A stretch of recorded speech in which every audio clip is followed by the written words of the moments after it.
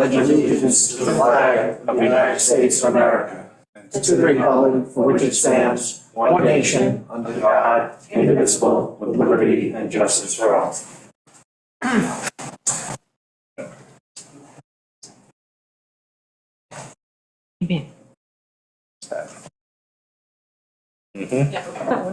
Hey. Amber, correspondence? Yes, we have a letter from Bennett and Reed regarding the moratorium, the Shelter Island Heights Properties Owners Corporation regarding the application of scattered cottages, Gardner's Bay Country Club regarding the New York State DEC water event. Let's refer the Gardner's Bay Country Club to the WAC and look it over. That would be correct. Okay, I'll give you the monthly report. To the town board of the town of Shelter Island pursuant to section 125 of the town law, I hereby render the following detailed statement of all monies received and dispersed by me during the month of March 2023. We started the month with $15,366,053.30. We took in $1,238,651.30. We dispersed $1,702,442.62, leaving us with a balance of $14,902,261.98. And we have invested in class $11,016,005.70. That's for the month of March. If anyone has any comments they'd like to make to any resolutions we're doing before the public hearings, now's the time to comment. Okay, Meg, you want to start us off? Yep.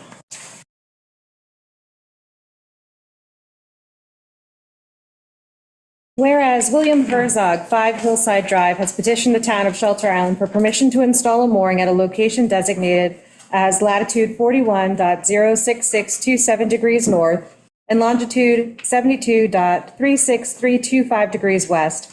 Now therefore be it resolved that pursuant to section 90-5 of the Code of the Town of Shelter Island, a public hearing will be held at 6:10 p.m. prevailing time on the 6th day of June 2023 in the Shelter Island Town Hall, Shelter Island, New York, for all interested persons to be heard in favor of or in opposition to the proposed installation. So moved. Second. Wait, Christina, in your report, your longitude, latitude are slightly different. So which one, Oh, because they applied with these locations. the one in your report or in her resolution? In the resolution, In the resolution, we correct them. and then the approved resolution will have the corrected coordinates. Yeah, we'll go through those. All right. You and I. All right, gotcha. Carefully. Okay, Second. All those in favor?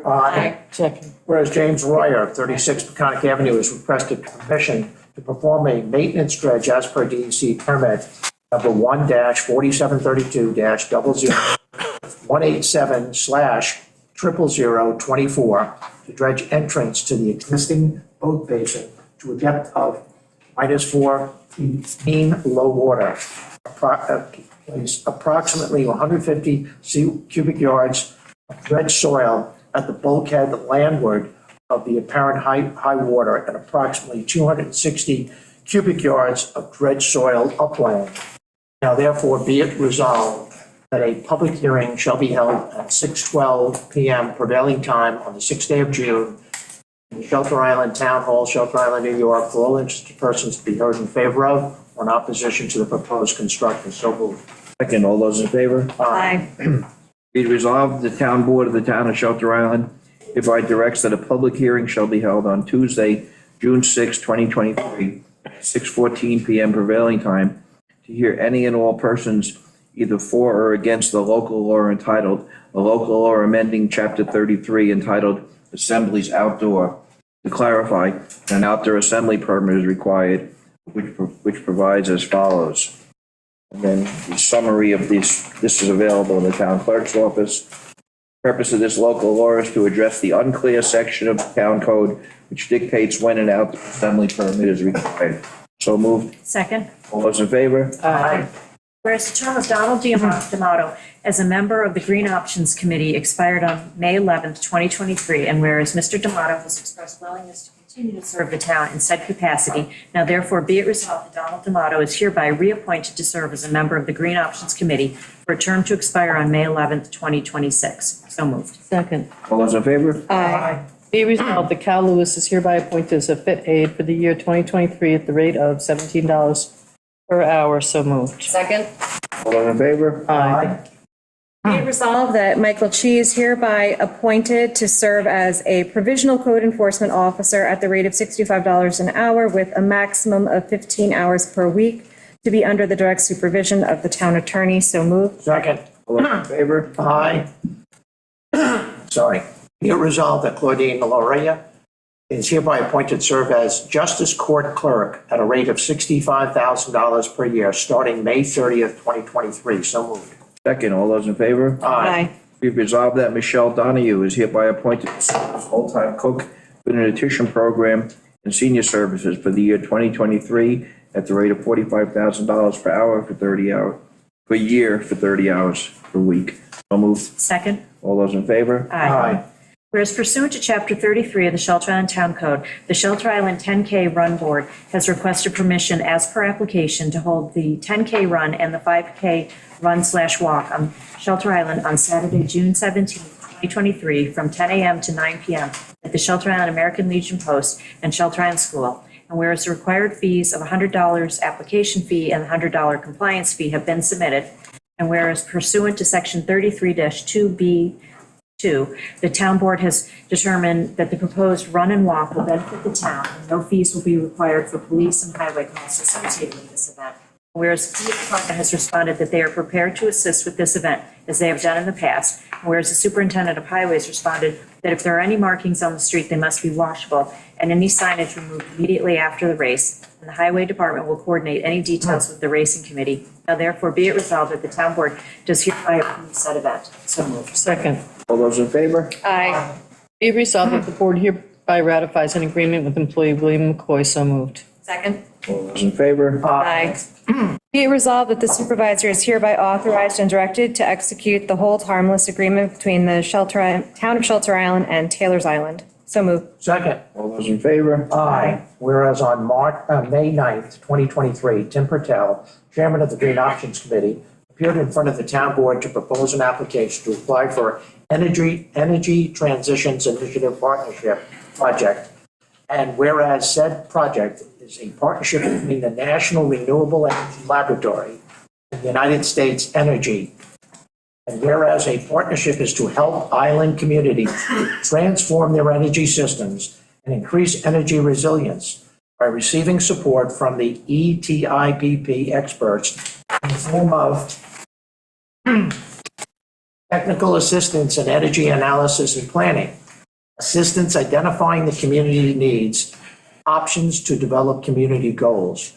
And whereas said project is not a grant, nor will expend any cost to the town. Now therefore be it resolved that the affirmation request is hereby approved. So moved. Second, all those in favor? Aye. Whereas the town board is proposing the adoption of a local law entitled, "A Local Law to Impose a 6-Month Moratorium on the Processing and Approval of Special Permits by the Town Board in connection with applications for one-family dwellings and accessory structures with a square foot living area of greater than 5,999 square feet. And whereas the town board finds that there is an increase in the number of requests for the construction of dwellings and accessory structures or additions thereto that are larger than what is permitted as of right. Consequently, the town board has determined that there must be an immediate suspension of the acceptance and review of all new and pending special permit applications for dwelling units and accessory structures with a square foot living area larger than 5,999 square feet until the town board can properly and comprehensively evaluate the potential impacts of granting such permits on community character, the environment, and the aquifer. The town board is currently in the midst of updating the town's comprehensive plan. Sound planning principles require the maintaining of the status quo to afford the appropriate time necessary to enact any resultant amendments to the zoning code. And whereas the proposed moratorium has been referred to the Suffolk County Planning Commission pursuant to general Municipal Law 239-M, and whereas pursuant to New York CRR, Section 617.5A, actions or classes of actions identified in subdivision C of this section are not subject to review under this part, except as otherwise provided in this section. These actions have been determined not to have a significant impact on the environment or are otherwise precluded from environmental review under Environmental Conservation Law, Article 8. The actions identified in subdivision C of this section apply to all agencies. And whereas pursuant to section 6, subsection 617.5C36, the adoption of a moratorium on land development or construction is a type 2 action. Now therefore be it resolved that the town board, after review of the proposed action, hereby determines that the proposed project is a type 2 action pursuant to 6 NYCRR section 617.5C36 of the implementing regulations of the State Environmental Quality Review Act, and will therefore by definition have no significant adverse impact on the environment. So moved. Excuse, a point of Second order. with, This is just a speaker resolution. second with discussion. This is just the secret determination. It's not the moratorium Itself, no. I just want to make that clear because I was confused. Okay, so second. All those in favor? Aye. Be it resolved that the supervisor is hereby authorized and directed to credit the sum of $154.15 to the general fund account for the unclaimed funds from the state of New York. So moved. Second, All those in favor? Aye. be it resolved that the following budget transfers are hereby approved. $10,835.84 from B 1990.400 part-time contingent and $20,364.16 from B fund balance to B 8664.100 code/ordinance enforcement. So moved. Second. All those in favor? Aye. Be it resolved that the 2023 general claims numbered 671 through 824 in the amount of $167,725.35. 2023 highway claims numbered 73 through 89 in the amount of $16,109.45. 2023 Community Preservation Fund claim number 7 in the amount of $12.99 are hereby approved for payment as audited. And the supervisor and/or any town board member is hereby authorized and directed to sign the approval for payment of the same. Second. All those in favor? Aye. Okay, at this time, we're going to recess the town board meeting and open a public hearing on the Dorothy Moorhead mooring application. Amber? On the application of Dorothy Moorhead, 33 St. Mary's Road, for permission to install a mooring in Cockles Harbor at a location designated as latitude 41.0868311 degrees north and longitude 72.311946 degrees west. Yeah. How come when we went to the thing, we didn't go into the, is it? Those are after. After. Oh, this is after, okay, okay. We're going back to the originals? We're going in that order, okay, okay. BJ, do you have something? I do have it. The WMAC approved this after an adjustment of the location, which Amber will have on file. Yeah.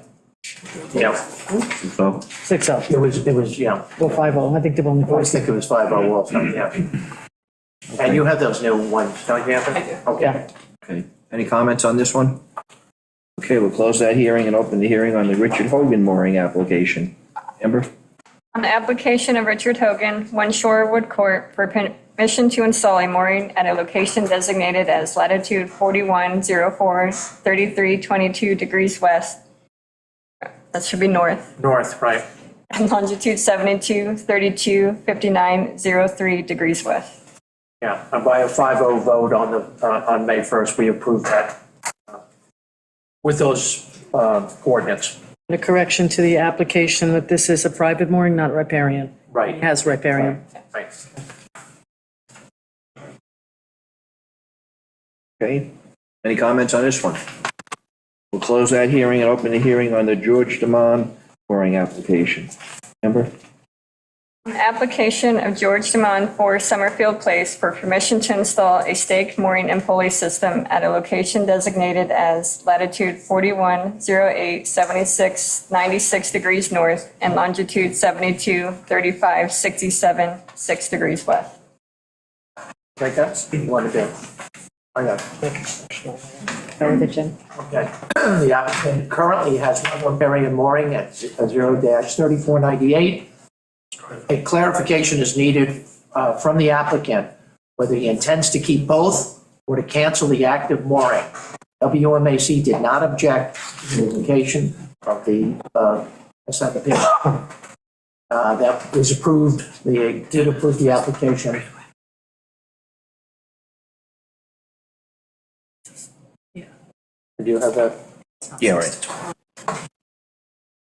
So we're gonna recess that? He's giving up the, Yeah. it's a relocation. Yeah, okay. Yeah. So we don't need a clarification? No, we don't need it. No. Okay. Okay, so they approved it. Okay, any comments on this one? Okay, we'll close that hearing and open the hearing on the Robert Watt mooring application. On the application of Robert Watt, 56 Frame Island Drive, permission to install a mooring at a location designated as latitude 4107 28 79 degrees north and longitude 72 28 23 24 degrees west. Yeah, that was approved 6-0 with a slight change in both the latitude and the longitude, which we have the new coordinates for. Vote 6-0 at the May 1st meeting. Yeah, those coordinates, all right, okay. Okay, any comment on this one? Okay, we're gonna close that hearing and open the hearing on the Cape Prid Winona LLC mooring application. There's 8 applications, so let's just read the one notice, okay? Yeah. Of the one notice, just. On the application of Cape Pridwin owner LLC, 81 Shore Road for permission to install mooring allocation designated as latitude 4107 09 88 degrees north, 72 37 58 06 degrees west. Okay, as I said, there's 8 applications. So WMA on the other side. WMAC? What do you want me to do? Go ahead.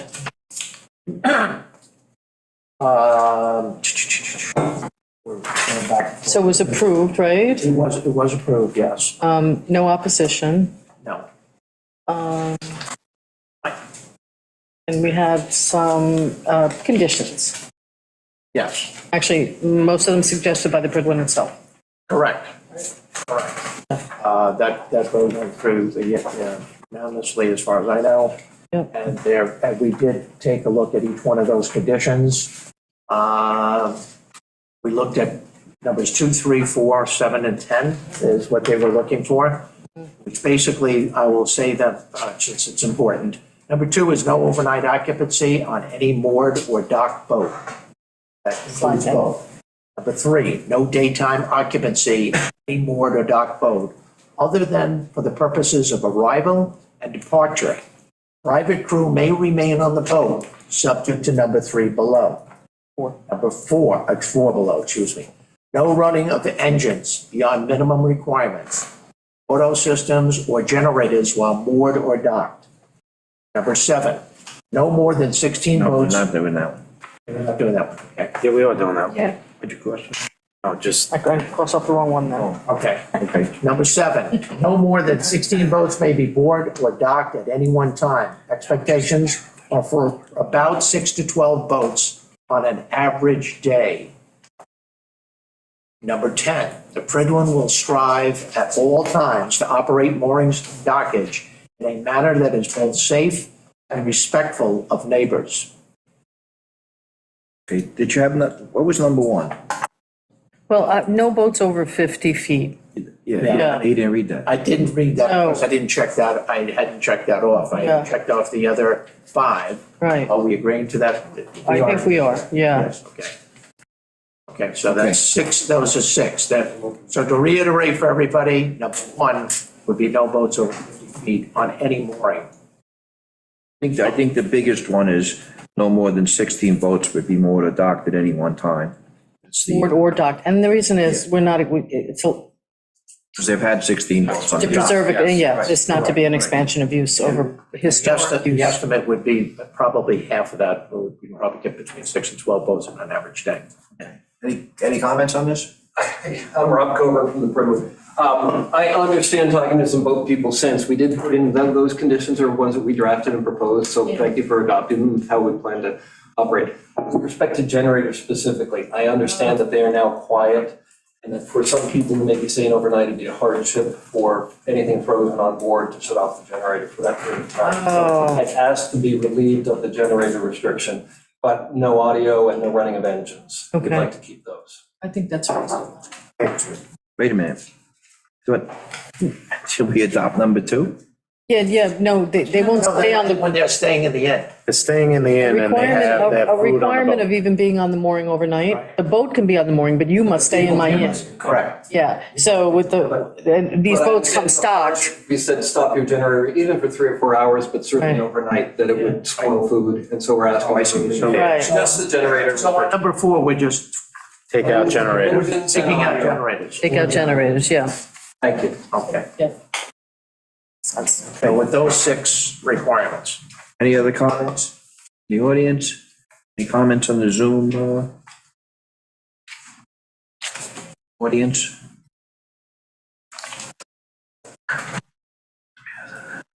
Okay, if there's no comments, I'm going to close that hearing. Open the hearing on the Christian Clark dock application. Application of Christian Clark, 56 North Cartwright Road, for permission to construct stairs leading up to a new 4-foot by 101-foot fixed dock with a 4-foot by 30-foot fixed L, minus 16 inches lower than dock. The meeting on April 10th, we had approval from the WMAC with the following 3 suggestions or conditions. No more than 12-foot beam restriction. So 12-foot was the max. Boat should not sit on the bay bottom. Second one, and the third one is a hardship letter explaining the excess of the 15% rule should be submitted with the application. Did we receive that? Yes. Okay, so those 3, hopefully those 3 things are satisfied. When it says dock shall require a 12-foot beam restriction, did they apply for more? Well, I think it was, they're just it's a little close to the dock next door, right? correct, yeah, so that's why they kept the restriction. They didn't want a 14, 16, 8 I gotcha. foot width. Okay. Is yours? Yeah. You good? Good. Okay. Any other comments on this one? Okay, we're going to close that hearing and open the hearing on the David Cohen application, ramp and catwalk. On the application of David Cohen, 62 Westmoreland Drive, for permission to construct a 4-foot by 10-foot ramp leading up to a 4-foot by 89-foot catwalk to stairs leading down to bottom. This too, on April 10th was approved by the WMAC, but there was a note from one of the members of the WMAC, based on the shallow location, suggested the following condition: no boat should be kept on the dock. Yeah. It's like a kayak dock. Right, it's like a kayak dock. Right. No water there at low tide. Any other comments on this one, Bert? Yeah, I mean, Come on up, Bert. I just want to, I don't know the applicant, but I just wanted to clarify that there are certain types of boats that could easily get to that as easily as a kayak. You know, if you had a Garvey or a skiff, and if it, even if it's an outboard, one of the techniques is you just kick the motor up and then you pull yourself in or out of the dock, and you don't have a problem getting there. So The kept at, I think it's the kept at, because in low tide it might, if it, I don't know if it goes dry. I don't think you'd give it to them if it goes dry. well, I have one that goes dry at low tide. You do? You Yeah, dry? yeah, a creek, on the creek, yeah. I don't know this. And I can't keep a boat, Okay. All yeah, right, but that was the only reason. yeah. Okay. Great, thanks, Bert. Any other comments on this one? Okay, we're going to close that hearing and open the hearing on the overhead. Okay, we gotta take a little time out. We're getting ahead of ourselves, Yeah. which is odd. Jim, we just closed yours. Yeah. Oh, all right. So Yeah. we have to vote on it, but, There were no objections, there's no objections. Thank you for the letter. we're just gonna text you, but, no, I won't bother because we have some time to kill. Okay. Okay. So it's 6:28 and the next one is 38. technically, Yeah. 10 minutes. there's 4 we should. It's because of all of the 8. Yeah, that's why. that is, Yeah. you know, we combined Yeah. the, that's the difference. Yeah, we did David Cohen. Well, listen, It could go out of. give it time for a funny story? No. Moonlight has a stand-up comedian. That's it. You know what we'll do? It's a good thing it's just not- Suggestion, let's go out of order, and we'll reconvene the hearing on the Iser River Trust 149 North Ram Island Road special application. This is now open for all to be heard in favor of, and opposition Timing on to. that one. so. Right, oh, good. Hi, good evening, board members. Karen Hope from City Latham. Unfortunately, the Lindorfs were not able to attend the meeting in person. They may be on Zoom, but they are currently in between graduations. They did want me to let you know they were here in person. We were last before the board on February 28th, 2023 to discuss the special permit application. There was extensive discussion earlier today during the work session, so I will only add that we are aware of the penalty and the calculations as stated by Karen, and agree that those are what we will be paying. And also to confirm that we agree with the SFLA calculation of 9,094 square feet, which was also discussed earlier. I'm available to answer any questions that the board may have on this application. Anybody? No, we Good. basically expressed it at the 1 o'clock meeting, you know, both. Yes. We went through this with a fine tooth comb, I think. And we appreciate their equanimity throughout the process. Thank you. Thank you. Anybody from the public, either in the room or on Zoom, want to talk about this? If not, we're going to close that hearing. Thank you. Thank you. Thank you. 5 more minutes. Okay. We'll close that hearing and reconvene the hearing on the proposed local law entitled, "A Local Law to Impose a 6-Month Moratorium on the Processing and Approval of Special Permits by the Town Board in connection with applications for one-family dwellings and accessory structures with a square foot living area greater than 5,999 square feet." And it's all to be heard in favor of or opposition to. Okay, let me just note here, I think it's a good time that on May 3rd, the Suffolk County, Mr. Bennett, Planning Committee voted to recommend approval of a 6-month moratorium. We want to recognize Mr. Bennett? John Bennett, Bennett Reed, Scobie Movement in Southampton, New York. I represent Crescent Beach LLC, as well as Joshua Greenwald. I want to note that the Suffolk County Commission's findings was a split vote after some very extended and sometimes heated conversation between your counsel and the chairman, which I found very interesting. You should have attended. So we submitted correspondence in opposition to the moratorium, whose special application on Crescent Beach was supposed to be on this night's agenda. As a matter of fact, we got an email from Mr. Kiley saying it would be on tonight's agenda. And then something very strange and improper happened. He said, in anticipation of adoption of the moratorium, we're taking you off the agenda. I acted 25 years ago, 30 years ago. That's exactly what happened to a client of mine. And in the case Six Corners School versus Corners Development, the Supreme Court of the County of Suffolk pretty much handed their head. About the moratorium? Yes, it's exactly about the moratorium. It's not like you're talking about your application. I'm talking about my application, and I'm talking about, okay, so, Mr. Kiley, please let me, No, it's just, please let me present my opposition in the way that I want to. be relevant to the It moratorium. is entirely relevant to the moratorium.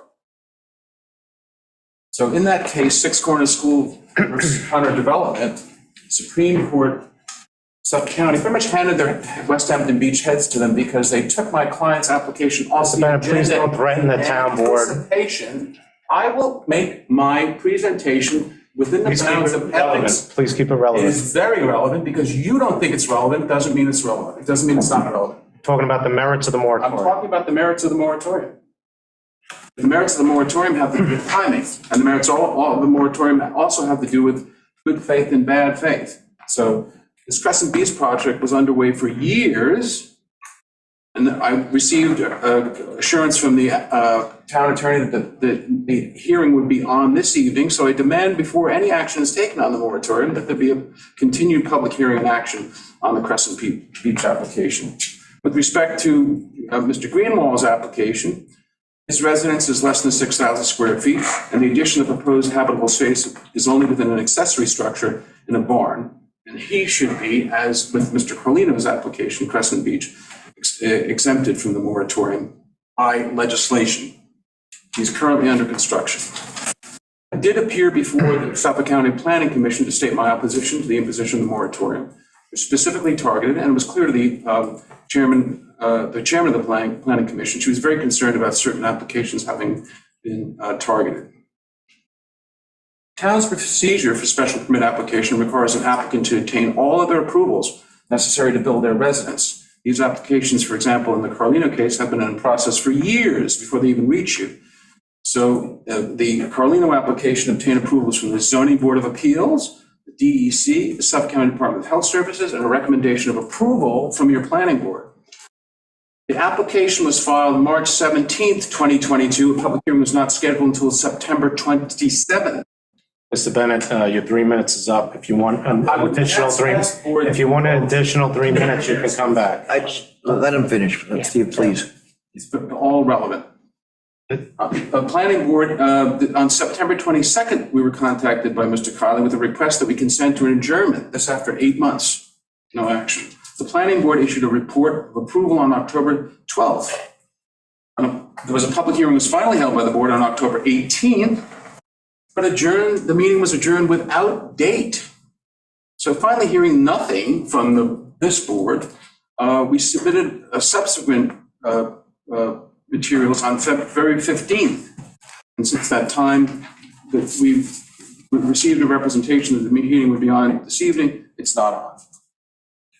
Mr. Kiley represented to the Suffolk County Planning Commission that our application was grossly incomplete. It was nothing of the sort. Would you like me to list the incomplete? Let him finish, Steve, please. Let him finish. Please let me finish, Steve. Go on, I sir. didn't interrupt you, okay? I wasn't. This is a lot of bad faith and delay that's going on here. But can you Application was keep wrong. your comments to the merits of the Yes, it is. moratorium? It's relevant to the actions of the board. Please stop interrupting me. This is evidentiary material. Are you for or against the moratorium? What do you think I am? I'm Okay, so- opposed. I've said that from the very beginning. Moratorium is targeted and only affects a handful of applications. Here's the case law, which I ask you to review. Bell Harbor, dire necessity. There's no dire necessity here. You've got 38 applications since 2005, when these limitations were imposed. Duke versus Town of Huntington. Moratorium is illegal if it's merely to assuage a small group of people who want no further development. Where is this massive crowd in here screaming that we need a moratorium? Most of the people that you've heard have been people in opposition to it. You know, this town has always been a town that had a great spirit and sense of property rights, and didn't fall prey to some of the draconian measures that they use against property owners in some of the surrounding towns. Why are we becoming part that? Why is this happening in this town that always prided itself on independent thinking on land use matters? I just don't understand it. Cellular telephone versus Tarrytown is a pretext to a stage opposition, and there's no dire necessity. There's no dire necessity here. You should have. It's been a year since Carlino's application was in. You should have processed it and voted it up and down. You didn't do anything. You waited until you got your act together to pass this moratorium, and it's not fair. It's patently not fair. I don't know about you guys, but I don't know. But when I was a kid, the guy you really didn't like is the guy who changed the rules in the middle of the game, and that's what you're doing here. And that's not fair to my client. He's expended an enormous amount of money. He has all the permits that have required him to retain. And I ask you that you specifically exempt him from the moratorium and at very least have a hearing before you adopt the moratorium as was promised. And that's for Mr. Greenwald. No mass will be added to the buildings, and his application should be exempt or voted on and granted, just as you did Mr. Kelly's client, without any further public consideration. It was very What's the strict. address of Greenwald? 1 Pandion. 1 Pandion Road. West Pantheon? Okay. But I'm a little confused if they're coming for a special permit, but they're already under construction? No, well, supposed to the be on- barn itself is under construction, so he wants to have some of it be habitable. So, thank you, Supervisor. That's for allowing me to work. Thank you. I would urge you not to pass this moratorium. Simply go back to what you've been doing before, 38 instances over the last 15 years, reviewing these things as they come to you and exercising your power under the law to vote them up or down. Thank you. Okay, And thank you for the extra time. Hello, my name is Josh Greenwald, and I'm the owner of 1 Pandion Road within the Pandion subdivision, St. Gabriel property. I just wanted to register. I don't mean to antagonize the board and just introducing myself as a new resident. But I do want to object to the moratorium specifically for these pending applications. I've had a building permit for over a year. We've been under construction for a year for a house and a barn. During the course of construction, I realized the water table was high. We abandoned the finished basement of the main house, looking to transfer the living area over to the barn, which is currently permitted under construction. Not trying to work the system. I just ran into, actually, I think it was your dad called me one day and said, there's the water table's too high, you gotta lose your basement. So I'm just trying to. What was the square footage differential? In other words, what was the basement for and what's the barn for? The basement was for 700 square foot finished, and the barn is 2,200 square feet. It's like 1,100 square feet, but 1,000 of it is basement. So Right. So am I right? It's about 500 additional square foot living space. So that's what pushed you over the 6. Yeah, all I'm trying, the barn's actually constructed, and I'm trying to just modify the permit and basically just put in heating and cooling to that Right. already approved. So you don't need to make a bigger IA system, none of that? No, I think the septic system's good for 11 bedrooms and then. Bite your tongue. Oh, no, just kidding. No, Yeah, no, okay, all right, okay, I'm clear now. And then just the last point, just this Pandion subdivision, I think it was sort of originally conceived for larger houses. So I would, with specific regards to this moratorium, just tie it to pending applications and then these larger lots. Actually, the way Mr. Hogan explained to us, it's just the opposite. He smaller houses, and nobody wanted to buy them, so you have to extend the size. That's what he said, that's what he told us last, when he was here. 3 weeks. Yeah, but that's, Yeah. That's really doesn't, yeah. Anyway, so I just wanted to submit that. thank you very much. Any other comments from the audience? Anybody on the Zoom audience? It's Stella. Can you hear me? Stella? Yes, we Laguda? can. Yep. Thanks. I'm sorry. I'm on a cell phone, but it's Stella Lagudas from the Shelter Island Heights Property Owners Corp. And as I mentioned at the last session that we had on this topic, the Heights Board does support the moratorium. And just one side comment on Crescent Beach LLC is we had gotten some water demand information from the applicant, and we've been working with our engineer to ensure that there wouldn't be any issues to the surrounding neighbors vis-a-vis water use. We had the engineer build us a model, a water demand model, a hydraulic model, actually. And we just got that a day ago. So we are prepared to reach out to Mr. Carlino's team and discuss the findings. But as far as I'm concerned, the Heights has not signed off on the water demand yet. Great, thanks, Del. Thank you. Anybody else in the audience?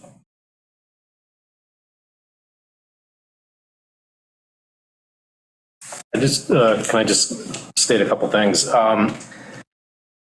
As far as your authority to enact a moratorium, it's crystal clear. He mentioned cases, I'll have cases to mention to you. Downham versus City Council of Alexandria, Haskell Electric versus Dassler, Charles versus Diamond, 119 Development Associates versus the Village of Irvington. Those all say you have the inherent authority, if you're updating the comprehensive plan, to pump the brakes and stop certain actions pending, the update.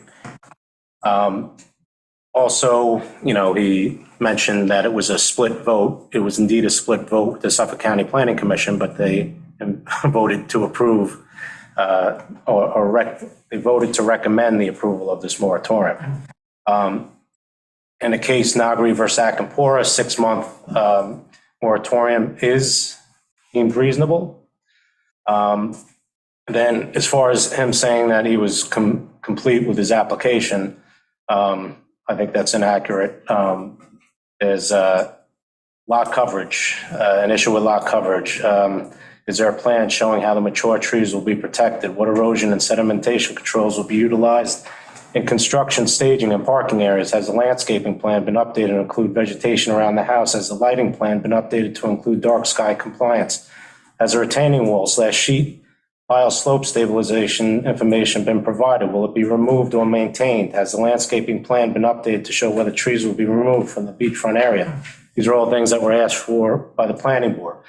As Stella referenced, the water availability letter has not been issued. I believe they asked for a complete plumbing plan. I don't know if that was submitted. An irrigation plan with a cistern, details on storage tank, booster pump, and leak protections. And I don't know if drainage plans have been submitted, adequate vegetation and deforestation plans, was silt fencing put on a plan to see where it's going to be utilized? Those were questions by the CAC. In addition to whether or not an automatic pool cover will be shown. So the applicant needs to go through minutes and ensure that all questions asked by the board and this public have been addressed. To date, he has not done so. A narrative response to all questions shall be provided.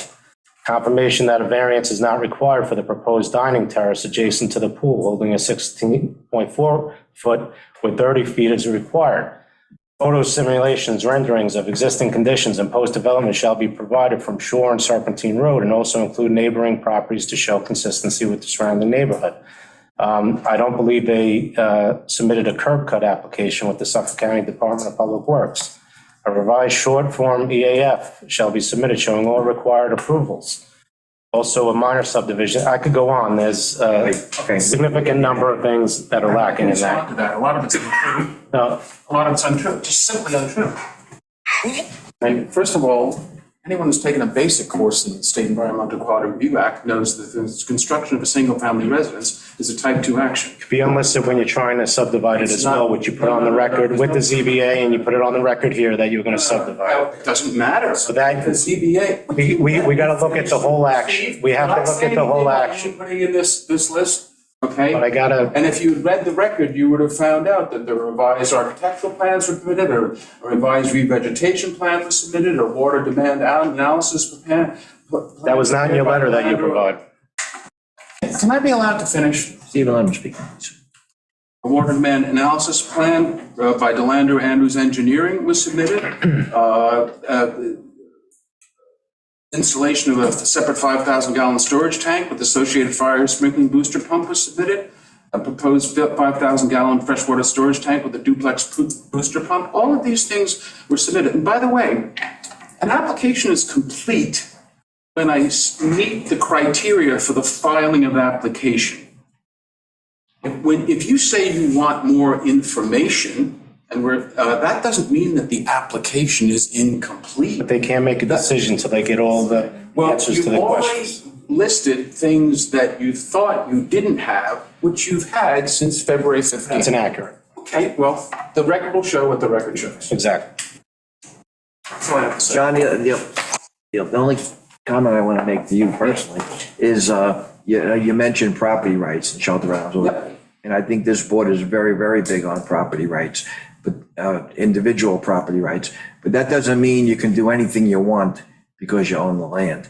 If it's gonna, you know, have a detrimental effect either on the neighborhood or on the island itself. And that's really the reason we're doing this, is to take a step back, try to make it fair for everybody, but have some guidelines that we need to work with.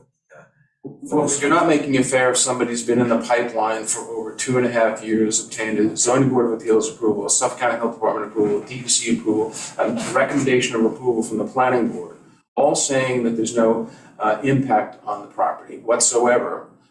We've reduced on at least 2 occasions at the request of the board, the square footage of the house, well in conformance with what the board's prior approvals have been, and none of those approvals had any outcry.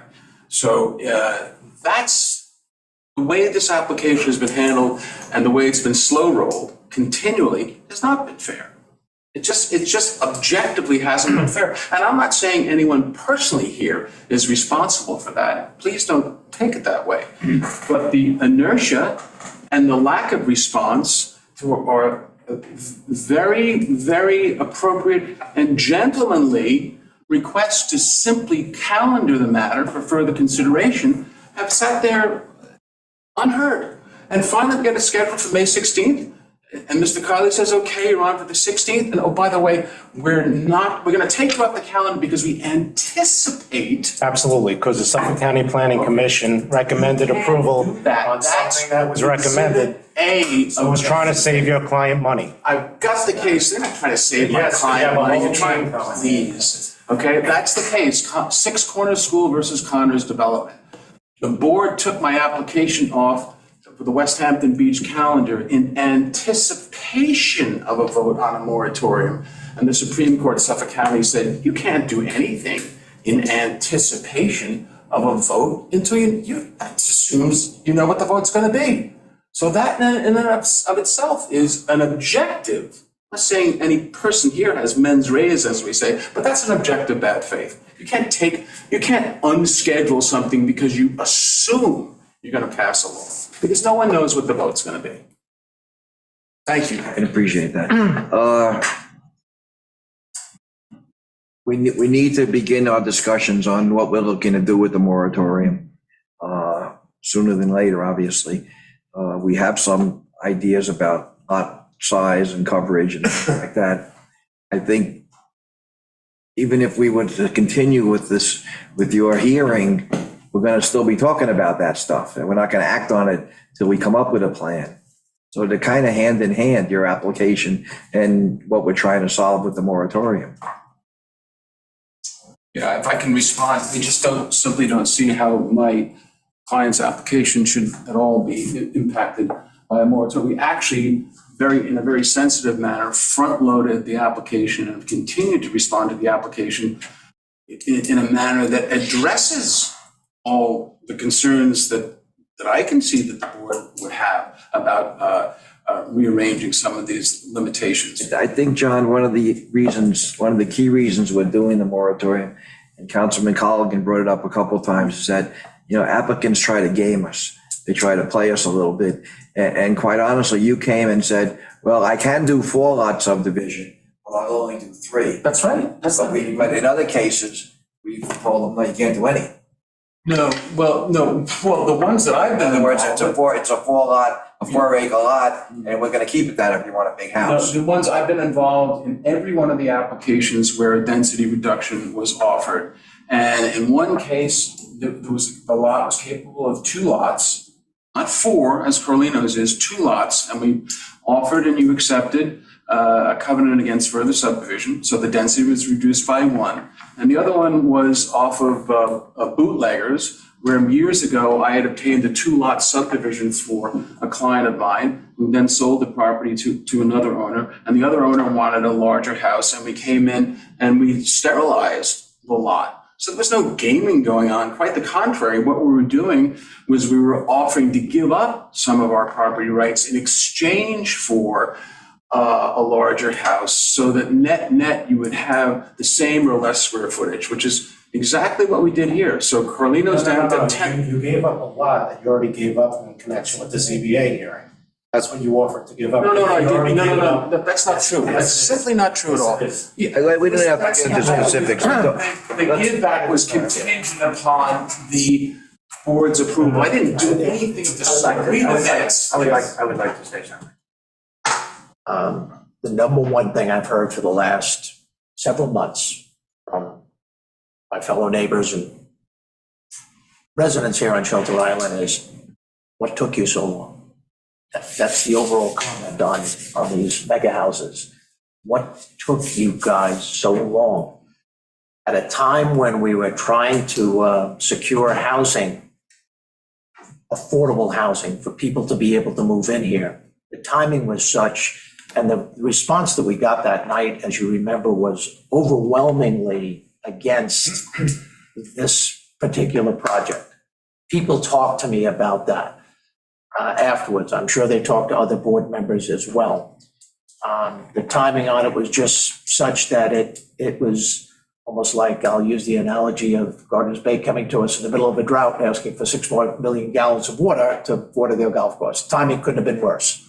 So when we were trying to fight for community housing, here we have a request of a mega house on Shelter Island, and it didn't sit well with people. The number one cry that you get from people, the average citizen that lives here year-round, is, why are we becoming the Hamptons? We don't want to become the Hamptons. We like the way Shelter Island was. We're trying to protect what we had. Now, obviously, times change. You have to be willing to, houses get slightly larger. But some of the requests that we've got in my 8 years of being here, it's just one after another, and the supervisor is correct. My observation, I stated it that night, is I thought that people, it's like a card game. You come in and ask for more than they really want, and then they back off that and say, well, my client is willing to cut back from 12 bedrooms to 10, and from 10 bathrooms to 9, and, try to become, of course, as this very accommodating person that cares about the water usage here on the island. I think Estella stated it fairly well. Water is a huge, huge issue on this island. And the Shelter Island Heights Property Owners Corporation, the reason they requested all those things is the feedback that they were getting from the people that live in their community. There's not an endless amount of water here. And if there was, maybe we wouldn't be having these discussions. But we needed time, and supervisor and the town board said, let's call a timeout for 6 months. Let's study it. We're rewriting the comprehensive plan. Let's get a grip on where we want to go with this island in the next decade. We needed some time to reflect on that before we move forward with further applications for mega houses. I hope I expressed that well enough, but. I have to note that, you may not want to hear this, but you voted for every one of those prior approvals for houses in excess of 5999. You voted for every single one of them, number one. And number two, I understood what happened was a mini class warfare that night. There's no other way to say it. And the fact that hearing, that was apples and oranges. There were people saying, how come someone can afford a house this big, but I can't afford affordable housing? And that's what happens on the entire East End. I've had this discussion with people. My children can't afford a house now because everybody in their wisdom in Southampton said, go ahead, do 5 acre zoning, do 3 acre zoning, do 5 acre zoning. And what's the result? So that has nothing to do with that. That's a much more global problem, respectfully, Mr. Collison. And I know I respect that you guys are all struggling with it. Right. It's the biggest dilemma that us local people have. I understand it. When you compare things like the Harris application back, probably 3-4 years ago, totally different piece of property. It's flat, it's raised, it's just different. There was a structure. There was, but when we asked for, I think it was finally 13 or 14 restrictions, every one of those was adhered to. Did I get flack from my constituents when I walked out and said, how could you? The answer was yes. Do you think that that has an impact on us? And you're right. You take a look at the person's voting record, and people keep saying to you, when is it going to change? When is it going to change? We want it to change now. It's never too late. Start now, have this moratorium, take a look at these things called mega houses. The trade-offs. Yes. That- So that's where I'm coming from. You learn, and by the way, we all learn from our mistakes. I taught for 35 years, I coached. I learned from every mistake I've ever made. Some of those voting things, I'd like to go back and probably change my vote. But I do listen to people, and I'm listening loud and clear to the people that are telling me enough is enough. We need to stop this. It's not Let me- fair to let this all land on one applicant, though. which is what- Oh, by the way, and that's the last point. Last point I want to make, by the way, is not one applicant. This just happens, you're in this situation. This is for any application. This is not targeted. I have nothing against you, your client, or anybody else. It's just the timing on it. When you go into a game and the rules are set and then they're changed, it's one thing if you go into the game and the rules are structured in one way. It's another thing if somebody's been in the pipeline for 2 years, you have a very painstaking process. You say, don't even come to us until you have DEC, Health Department, in our case, Zoning Board of Appeals, and approval from the planning board. Don't even come to us. But So we, you're acting like this was like Wait, I am next. we adhere to that. Unless you take So it if you get onto the playing field and there's one set of rules and you're aware of that, that's one thing, and I agree. You should be able to change those rules because that's your powers as a town board. I understand it. But this applicant did very painstakingly play by the rules, made all the requests that have been made, downsized the house, brought it within the parameters of what you guys have granted in what you guys have granted in the past. I'm going to interrupt you, Mr. Bennett. Yes. Zoning changes Thank you always, for, always cause thank you. inconvenience. I'm going to quote Bert, who cited his family who's been here a long time. Zoning changes or changes in the rules, inconvenience and sometimes hurt people. It just is the nature of change. Who will you identify? Bert. And he just, Bert Waif, future town council person. And the other thing is class warfare is only ever mentioned when the lower class brings it up. It's never mentioned when the elite class seeks to block community housing. It's not called class welfare then, it's called Save Our Island. But when the regular people sort of try to box above their weight, then it's called class warfare. I really kind of resented that statement of yours. It wasn't class warfare that night. It was people trying to protect their community character. At the bleed overs, apples and oranges. I was appalled. I get the apples and oranges. Had a very moderate request for affordable housing, and I want to go on record as saying I was appalled at the opposition to that. The board was doing the right thing, had a very modest request. Right. Very modest, and I was appalled by the Yeah, opposition to that. so I just didn't like that. I didn't like that term. So speak, Bert. I'm good. I mean, thank you. Okay. Anybody else in the Zoom audience?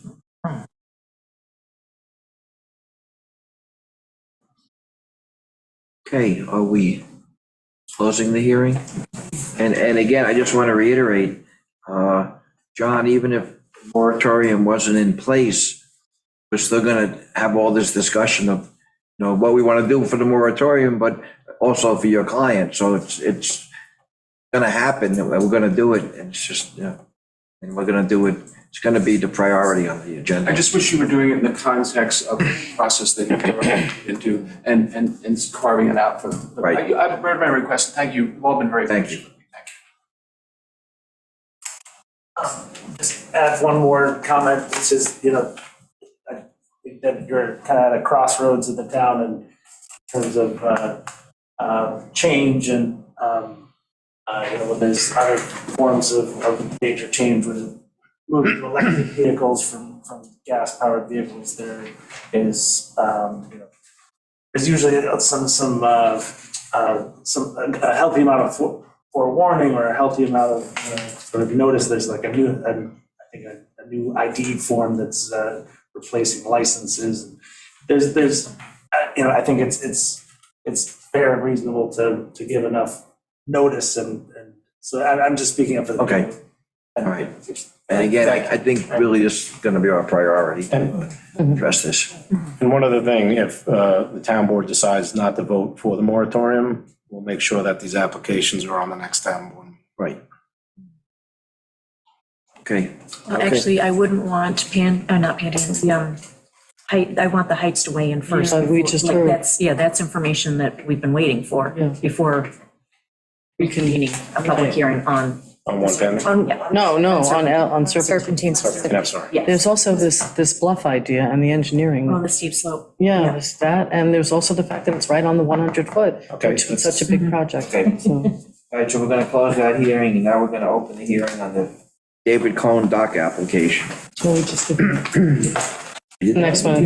Yes. Okay. So then we'll go to the hearing on the Kareem Moore dock application. Who's that? On the application of Corinne Moore, 7 Dickerson Drive, for permission to construct a 4-foot by 60-foot ramp down to a 4-foot by 70-foot catwalk and install 3 ladders at seaward end.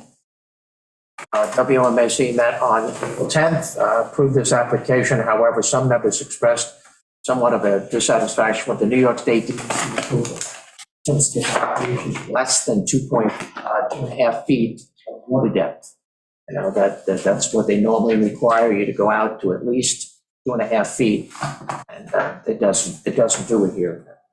Okay, but they still approved the application. Is this one of yours, Jack? Wanted to go on. So, this is what I don't understand. What if you can't, I understand what you're saying, but what if you couldn't get 2.5 feet unless you went out 300 feet? You gotta you gotta cut it some. Well, that's why. Well, there's That's why it. docking.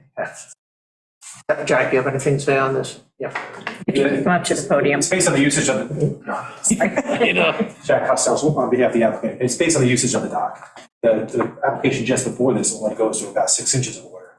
And so that was a kayak dock. This is for a smaller boat. It's restricted by the water depth. We're also restricted by the length, by shelter around town. So we're not allowed to have a floating dock under 2.5 feet of water. Yeah. Unless we do the chocking, Yeah, which you allowed for slaughterback. Right. Over on but we didn't want to go that direction because we wouldn't have got the length. Thank you. So we chose to end it at Yeah, that length. with a boat that accommodates that depth. Okay. Okay.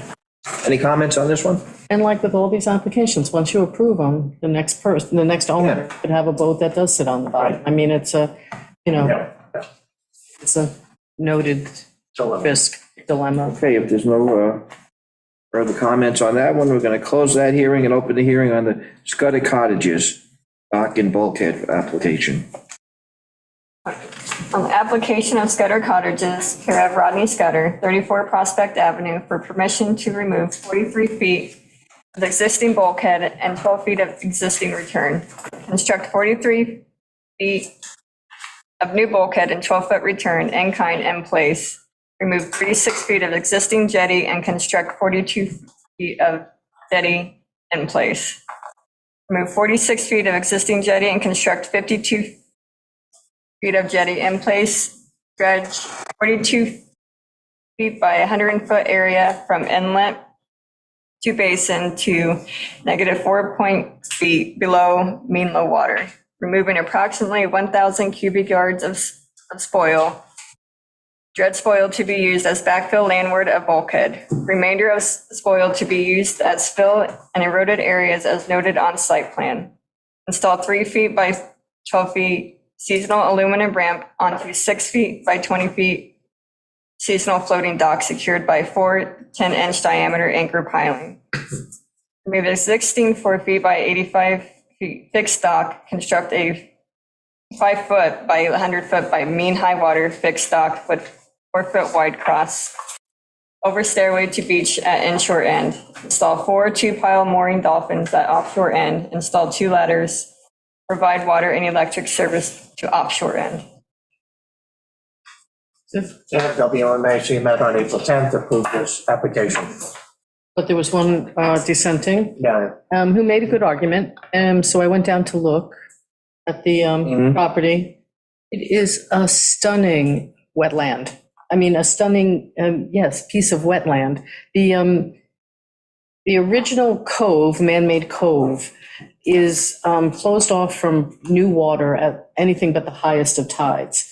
But the tides that are reaching it are clearly keeping it replenished and healthy. So it's a beautiful marsh.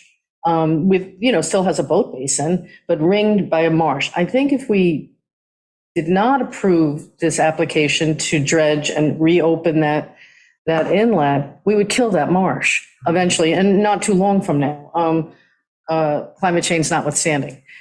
So because the objection was, this is so built up with, the beach is so high now, it's almost reverted back to a pre-boat basin condition, but I don't agree with that assessment. I see what the objection was, but I think it's the better avenue now to protect that marsh, to keep it healthy, to keep it replenished. Yeah, I think the key here is that it's replacing, it's not Right.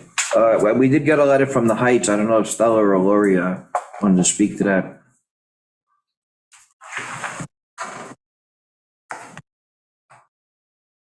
Okay. The concern, John, was, or Stella? Yeah, I'm sorry. So it really was not an issue per se with what the applicant's asking for. It was more a process question, because it appears as if the code says, if there's fill involved and it's in the wetlands, that there should be a wetlands permit. So we just wanted a clarification on that point. I think still, in our discussion with the town attorney, that it's really not fill, it's spoils that are coming from the same location.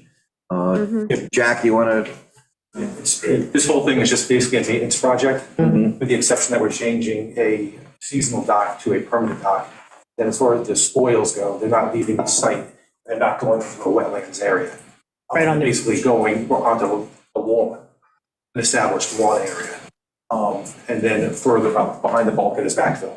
And the other question was, it didn't have Army Corps approval, but we were told that when your DEC application is hand in hand, if DEC deems that they have to need Army Corps approval, then get it. Yeah, because it's kind of a little bit technical, but yeah, that won't be a problem. Wait, it won't be a problem because it's not needed, or it'll be coming? It'll be coming. Okay. All right. Thanks, Jack. Before you dig. Yeah. Well, that could be the stipulation. Okay, anybody else have any questions or comments on this one? Pam Demarest? Yeah, can I just ask, has that application gone to the U.S. Army Corps of Engineers for this project? To do that work is in the boat basin? Yes. Answer was yes. Okay, and so we have did they set a public hearing date on that, a public notice for that application? Because I haven't seen one. We don't do a public hearing. Well, I'm looking for the environmental notice bulletin. Was there one published? Jack, what exactly is the process? You apply with the DEC, and do you apply with the Army Corps, does DEC? Army Corps and Department of the State, yeah. Okay. And the town. For a situation like this, there's 4 permits, and sometimes they'll be a non-jurisdictional.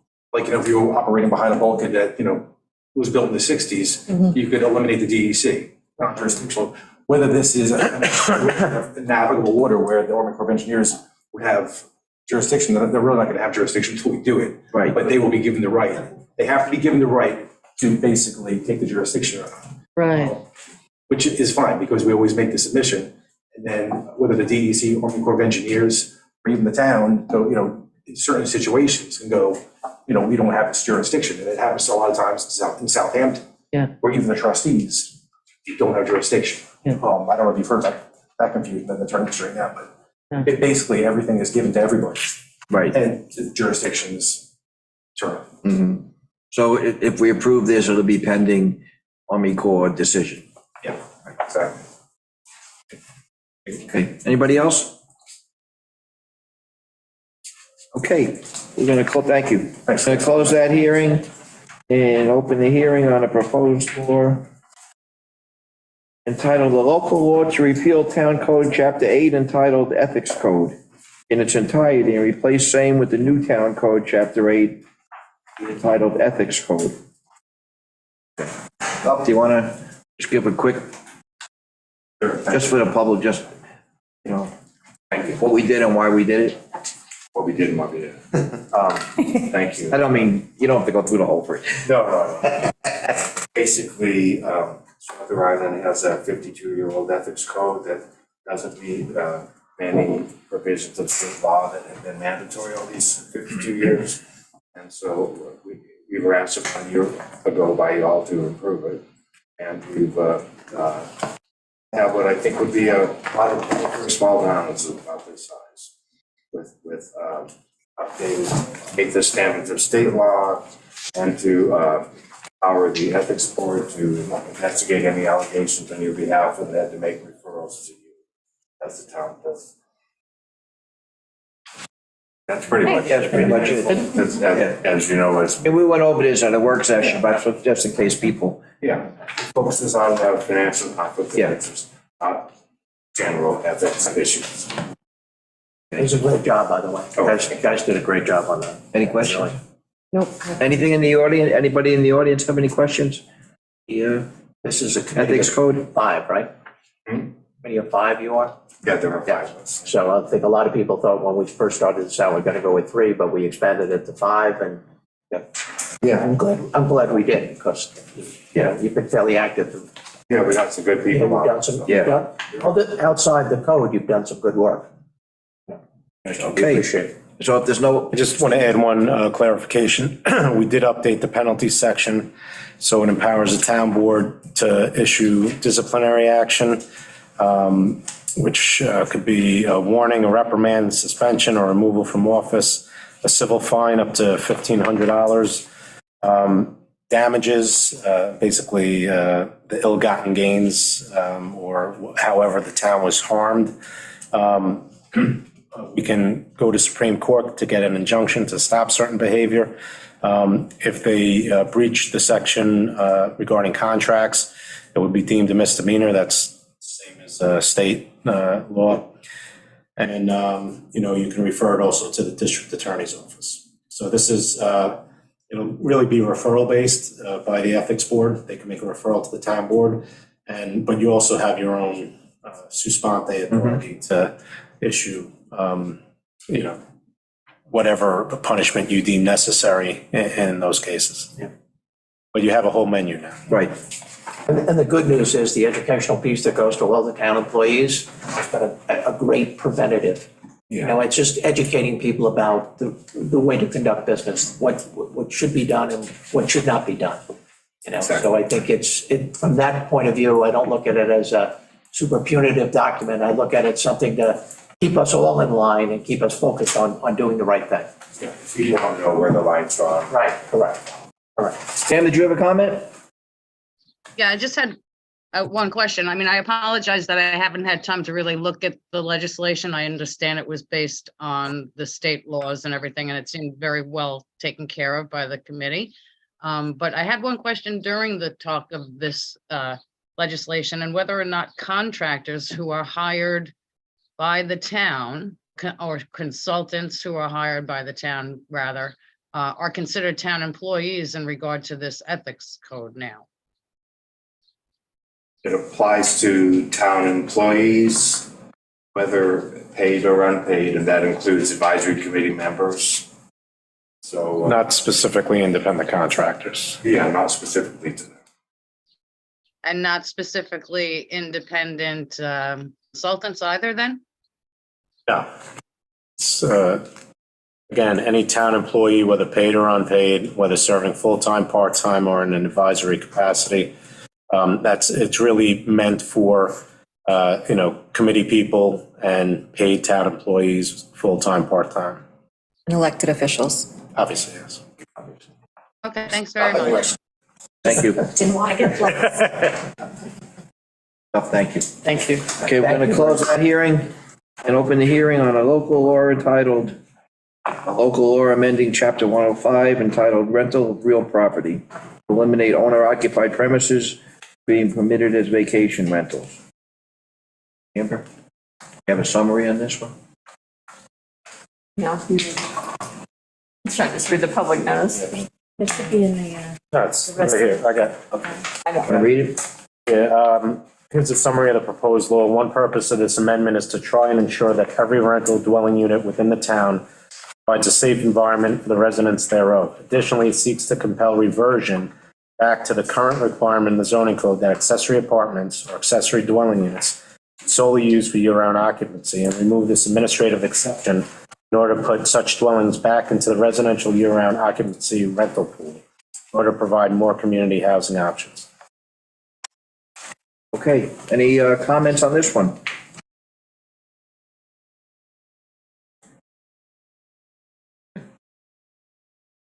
Pam? Okay, just on this one, my concern is the discontinuance of the owner occupied statute on these rental properties, that the owners do not have to be in the primary residence where there is an ADU, and I believe that's how the code is written now. Discontinuance, did you say? From what I understand, this change in this rental law is changing that status, that neither the main house nor the ADU needs to be owner occupied. No. Am I correct on this? No. We're removing owner occupancy from the rental code, so it's no longer an option. The only way you can rent out a dwelling on your property, a dwelling unit, so an accessory apartment, detached or in your basement, is through the zoning code, through an accessory apartment permit. You can't get a rental permit anymore. And it has to be for year-round occupancy. But I guess what I'm saying is that I've seen some projects that seem to appear that homeowners want to take their main second home house, rent it, and as well as convert an existing, I'll say structure on the property to an ADU and rent that as well. And No, they can't do that. Can't do that. Okay. Yeah, And then, because this is just putting ADUs, accessory apartments, taking it out of this rental law and putting it back into zoning. Then you have all the requirements for an accessory apartment where it must be owner occupied. One of the units must be owner occupied. okay, thank you very much. That clarifies that. Okay, any other questions, comments on this one? Okay, we're gonna close that hearing and we're gonna reconvene the town board meeting. Page 9. Resolution for the Eisner River Trust. Okay.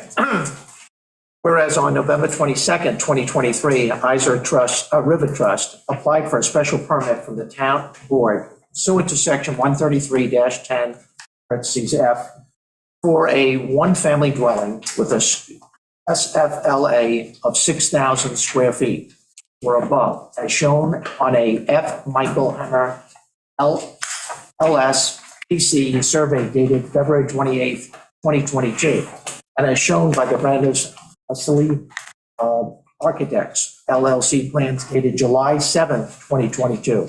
Whereas the applicant submitted this subject application to legalize a basement conversion of 2,528 square feet that was done by the prior owner without requisite approval, which would bring the total square foot living area in the main house and the garage to 9,094 square feet, where only 5,999 square feet is permitted without a special permit. Whereas the subject applicant will not cause any increase of the footprint of the main house, whereas the subject property is a 2.021 acre waterfront vacant lot located at 149 North Ram Island Road, Shelter Island, STC number 700-10-1-14, is located within the AA residential zoning district. Whereas a proposed dwelling does not require any dimensional zoning relief nor wetlands relief, whereas the planning board issued a report dated January 30th, 2023, recommending conditions for approval. And whereas a public hearing was conducted on January 10th, 2023, and on May 16th, 2023, whereas the town board has received the applicant criteria of section 133-35 and has found that the installation of an IA system by the applicant will serve as a factor in mitigating the requested increase in SFLA, and now therefore be it resolved that in accordance with the above, the record that the special permit for SFLA of 9,094 square feet is granted, as shown on the F. Michael Hammer LSPC survey dated February 28th, 2022, and as shown in the Brenda Special Architects LLC plans dated July 7th, 2022, subject to the following conditions. Number one, the subject survey and building department drawings shall be amended to reflect the approved 9,094 square foot of SFLA. Number two, the building permit fee of $32,495, which includes the request penalty, shall be paid. And number three, a certificate of occupancy shall not be issued until the above conditions are completed. So moved. Second, any discussion? Not for me. Okay, all those in favor? Aye. Opposed? So moved. Whereas a public hearing was held on Tuesday, May 16th, to hear any and all persons either for or against the local law entitled local law to impose a 6-month moratorium on the processing and approval of special permits by the town board in connection with applications for one-family dwellings and accessory structures with a square foot living area of greater than 5,999 square feet, which provides as follows. I'm not going to read everything, but I will go to the summary. In the summary of the proposed law. Purpose of this law is to temporarily suspend the acceptance and processing of special permit applications for larger homes with a square foot living area that exceeds 5,999 square feet, so as to ensure that such homes are currently in keeping the community character and do not create excessive environmental harm. So moved. Second. Discussion. Discussion. We received a request for an exemption from this tonight. Yeah. For an application that we received, I think, last week. Is this going to impact discussing that exemption? Because. We'd be able to discuss that Will we be able to exemption. discuss it, is my question. Yes. They can make an application for an exemption. Okay. Okay, so moved. Second. All those in favor? Aye. Aye. Opposed? Okay. Whereas Dorothy Moorhead, 33 St. Mary's Road, has petitioned the town of Shelter Island for permission to install mooring in Cockles Harbor at a location designated as latitude 41.0868, 31 degrees north, longitude minus 72.311,946 degrees west. And whereas a public hearing was duly held on the 16th day of May, 2023, for all interested persons to be heard in favor of or in opposition, therefore be it resolved that the town clerk is hereby authorized to issue a permit for the aforementioned installation at a location designated as latitude 41.074469 degrees north and longitude minus 72.315,825 degrees west per WMAC recommendation. So moved. Second. All those in favor? Aye. Whereas Rich Hogan, all right, whereas Rich Hogan, 1 Shorewood Court, has petitioned the town of Shelter Island for permission to install a mooring at a location designated as latitude 41.043322 degrees north and longitude negative 72.325903 degrees west. And whereas a public hearing was duly held on 16th day of May, 2023, for all interested person to be heard in favor of or in opposition, now therefore be it resolved, town clerk is hereby authorized to issue a permit for the aforementioned installation. So moved. Second. All those in favor? Aye. Whereas George Demand, 4 Summerfield Place, has petitioned the town of Shelter Island for permission to install a stake mooring and pulley system at a location designated as latitude 41.087696 north and longitude 72.35676 west. And whereas said request is a relocation of current mooring 03498, and whereas a public hearing was duly held on the 16th day of May, 2023, for all interested persons to be heard in favor of or in opposition, now therefore be it resolved that the town clerk is hereby authorized to issue a permit for the aforementioned installation. So moved. Second. All those in favor? Aye. Where Robert Watt of 56 Ram Island Drive has petitioned the town of Shelter Island for permission to install a mooring at a location designated as latitude 41.072879 degrees north and longitude 72.282324 degrees west. Now therefore, whereas a public hearing was duly held on the 16th day of May, 2023, for all interested persons to be heard in favor of or in opposition, now therefore be it resolved that the town clerk is hereby authorized to issue a permit for the aforementioned installation at a location designated as latitude 41.073235 degrees north and longitude 72.282135 degrees west per WMAC recommendation. So moved. Second, all those in favor? Aye. Whereas Cape Pridwin Owner LLC, 81 Shore Road, has petitioned the town of Shelter Island for permission to install 8 moorings at locations designated, and we have 8 designations. And whereas a public hearing was duly held on the 16th day of May, 2023, for all interested persons to be heard in favor of or in opposition. Whereas the applicant must surrender any prior issued moorings.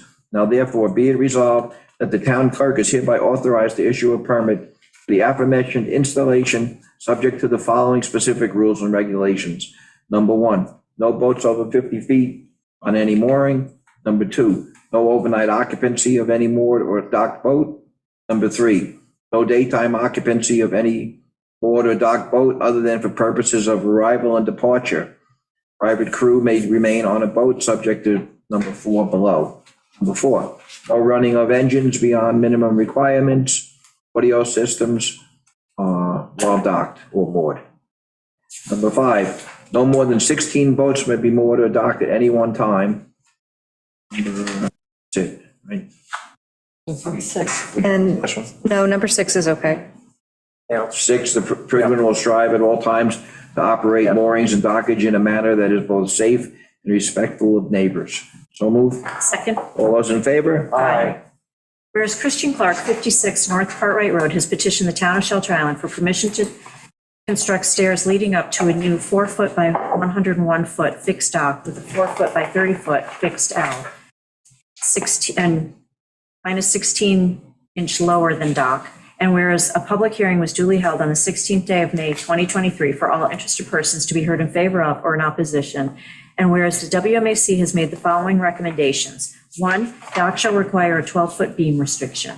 2, boat shall not sit on the bay bottom. Now therefore be it resolved that pursuant to Part 617, Section 617.10 of the State Environmental Quality Review Act and Chapter 60 of the Code of the Town of Shelter Island, notice is hereby given that the town board, as lead agency, has determined that the project will not have a significant effect on the environment and a draft impact statement will not be prepared. Environmental review status pursuant to Chapter 60 of the Town Code of the Town of Shelter Island, Type 2. Reasons supporting this determination. The proposed dock 1 will not cause an obstruction into navigable channels or an interference with navigation. 2, will not adversely affect the public's right to use town waters or land under town waters. 3, will not adversely affect shell fishing grounds or other aquatic wildlife which may exist in the immediate area. 4, will not adversely affect the quality of the tidal waters, shoreline, or beaches. 5, will not adversely affect the rights of adjacent residents. And be it further resolved that the town clerk is hereby authorized to issue a permit for the aforementioned construction as per specifications filed after said applicant pursuant to Chapter 53-9 of the Code of the Town of Shelter Island has filed with the town clerk a certificate that the owner has at least $300,000 liability insurance on the location and operations covered by said permit, a copy of the contractor's current home improvement contractor's license, and a certificate from the contractor performing the operations covered by said permit that said contractor has an owner's/contractor's policy issued in favor of the town of Shelter Island for the liability limits of at least $500,000 covering operations of the contractor pursuant to said permit. And be it further resolved that said operations shall be completed within 1 year from the date of issuance of this permit. Said permit is subject to the recommended limitations and any requirements that may be necessary under the New York State Department of Environmental Conservation, the Army Corps of Engineers, and any other agencies having jurisdiction. So moved. Second? All those in favor? Aye. Just to point out, BJ, that all of these next few have the same exact reading, for environmental review status, Yeah. and they have the same for be it further resolved and be it further, it's exactly the same. So it's, you can just say the rest is on file with the clerk? Right. Yeah, they're exactly the same. Okay. Whereas David Cohen, 62 Westmoreland Drive, has petitioned the town of Shelter Island for permission to construct a 4x10 ramp leading to a 4x89 catwalk to stairs leading down to bottom. And where, as a public hearing was duly held on the 16th day of May, 2023, for all interested persons to be heard in favor of or in opposition to. Whereas the WMAC has made recommendations which are on file with the clerk, be it resolved that said that said operation shall be completed within 1 year of the date of issuance of this permit, and said permit is subject to the recommended limitations and any requirements that may be necessary under the New York State Department of Environmental Conservation, Army Corps of Engineers, or any other agencies having jurisdiction. So moved. Second. All those in favor? Whereas Maureen Cohen, 7 Dickerson Drive, has petitioned the town of Shelter Island for Which one are you doing? Karen Moore. Wow, I read that way backwards and upside down, didn't I? Karen Moore, yeah. 7 Dickerson Drive has petitioned the town of Shelter Island for permission to construct a 4-foot by 60-foot ramp down to a 4-foot by 70-foot catwalk and install 3 ladders at the seaward end. And whereas a public hearing was duly held on the 16th day of May, 2023, for all interested persons to be heard in favor of or in opposition, now therefore be it resolved that pursuant to Part 617, You could skip to the, I'm sorry. the other 2 applications. Yeah, skip to the resolve, Which are on record with the clerk's office. Yeah, the resolve right after 5. yes. That one. Okay, be it further resolved that the town clerk is hereby, no, that's the one that. Yeah. No, yes, authorized to issue a permit. To issue a permit for aforementioned construction as per specifications filed after said applicant. And see, you could stop and just say, please see town clerk's office on the website. Okay, so moved? Discussion? Yeah. Because this one has a water depth of less than 2.5 feet. Yes. Do we want to add the same clause that we put on Christian Clark's resolution that said boat shall not sit on the bay bottom? Well, that would be good. I mean, Bert had said, right, the dock is the one where the boat is specific, doesn't need a lot of water to stay off the bottom. But that might address my future, yes. Could Okay? change, the conditions could change, it gets shallower. So no boat shall sit at the bottom, at the dock at low tide. Yes. So that'll be condition number 6. Okay, Yeah, that's a condition. thank you, Ann. Pickup. Yeah, thank you.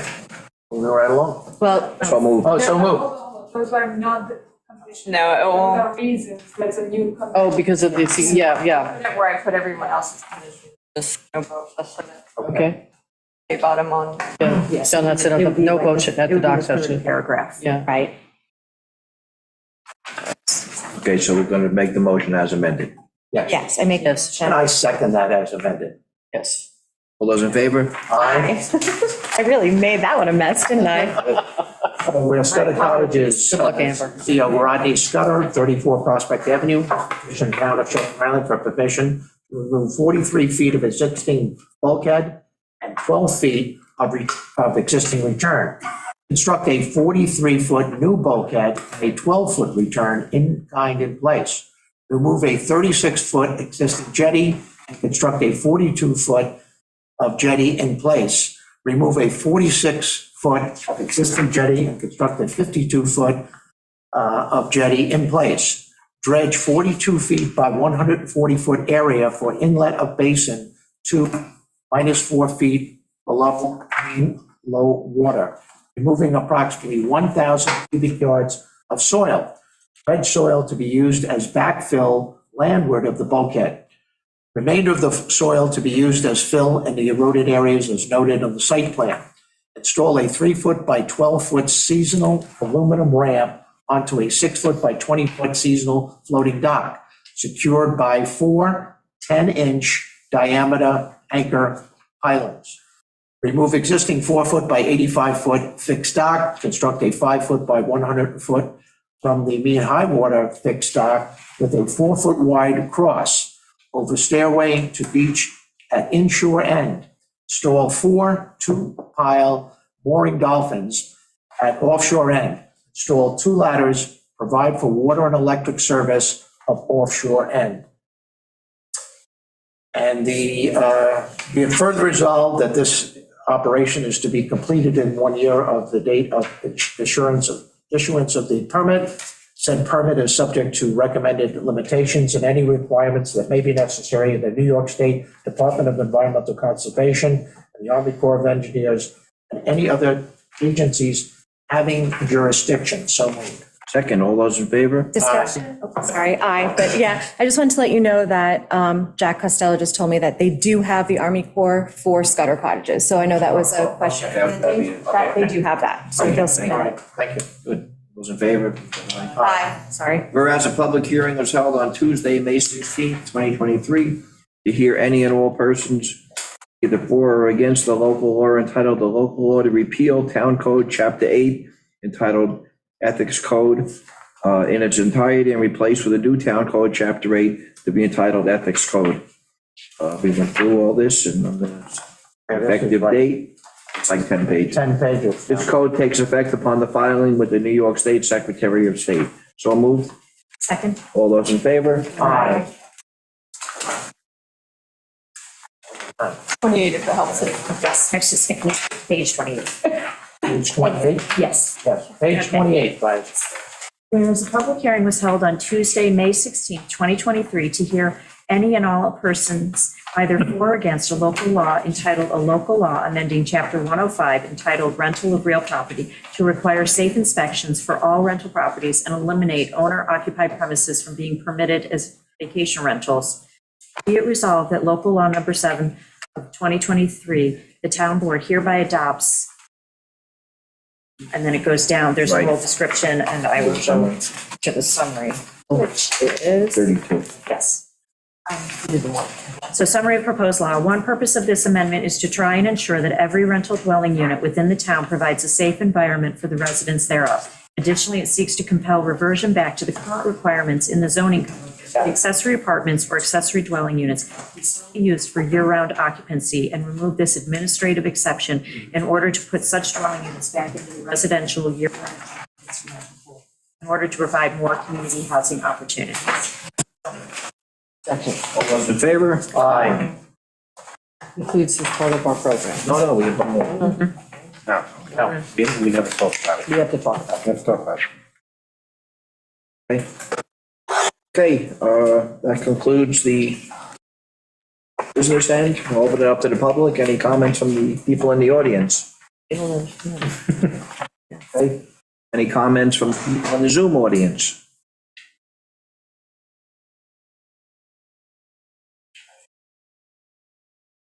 Okay, if there's no comments. Thank you all very much. Thank you all for coming.